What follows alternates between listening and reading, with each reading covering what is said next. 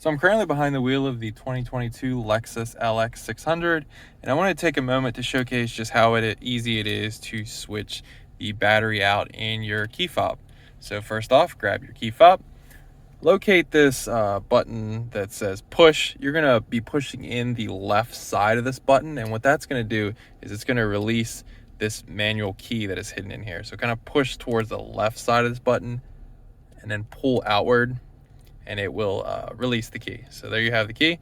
Now you're going to use this key to basically pop the two sides of this clamshell apart. So in the middle, there's a little bezel of the manual key. You're going to put that bezel in the middle of this key right there. It's kind of has a perfect spot for it. Now twist up or down, your preference, and you will open the key into two pieces.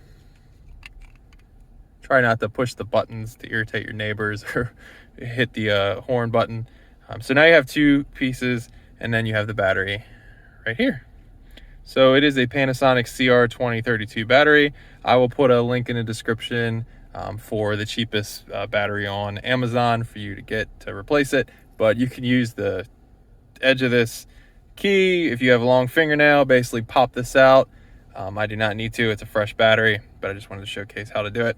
And then put the battery back in. So when you put it back in, try not to touch the opposite side without the writing with your fingernails, with your fingers, because of the oils on your fingerprints can diminish the battery life, and you might have to do this a lot faster than you wish.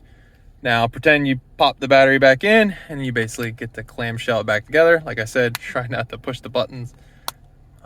You might inadvertently hit your horn, and then you're going to slide the manual key back in, and you are good to go.